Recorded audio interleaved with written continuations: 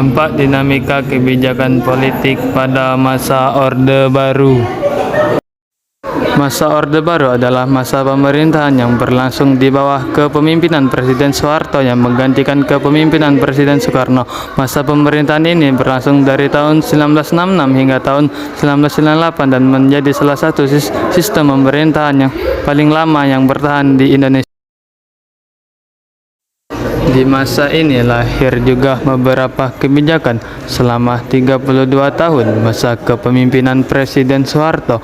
Banyak kebijakan yang memiliki pengaruh cukup besar terhadap proses berjalannya negara Indonesia. Mulai dari kebijakan politik, seperti apa dampak kebijakan politik yang ditempuh pada masa Orde Baru ini? 1. Bidang politik. Penerapan kebijakan politik oleh pemerintah Orde Baru menjadikan kepemimpinan Presiden Soeharto memiliki dominasi besar terhadap jalannya roda pemerintahan. Kondisi demikian menimbulkan kesan otoritarianisme dalam penyelenggaraan kebijakan negara. Selain itu, negara memiliki peranan yang kuat dalam mengatur kebijakan yang diterapkan, sehingga pemerintahan pada masa ini bersifat sentralistik. Pemerintahan daerah dalam menjalankan kebijakan juga tidak memiliki keleluasaan karena pemerintahan daerah memiliki keterbatasan mengelola dan mengatur anggaran daerahnya.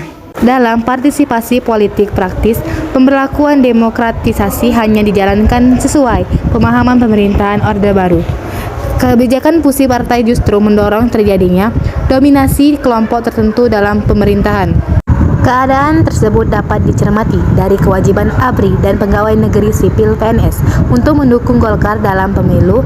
Tidak mengherankan, dalam setiap pemilu Golkar selalu menang dan Presiden Soeharto dapat kembali memimpin Indonesia.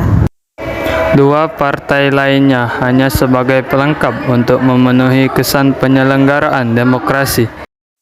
Selain kegemilangan pemerintah Orde Baru dalam bidang rehabilitasi ekonomi, kerusuhan aksi demonstrasi mewarnai dinamika politik sebagai reaksi pencanangan kebijakan pemerintah Orde Baru. Beberapa aksi demonstrasi yang muncul pada masa Orde Baru yaitu peristiwa Malari tahun 1974, peristiwa Tanjung Priuk tahun 1984, peristiwa Warsidi tahun 1989, dan tragedi Trisakti tahun 1998. Intervensi pemerintahan terhadap kebebasan berpendapat juga sangat besar. Surat izin terbit SIT dan surat izin usaha penerbitan pers SIUPP merupakan serangkaian regulasi di bawah Departemen Penerangan yang ditunjukkan kepada media pers. Secara tidak langsung, gagasan atau pemberitaan yang dimuat dalam media pers diarahkan selaras dengan rencana yang dimunculkan oleh pemerintah Orde Baru.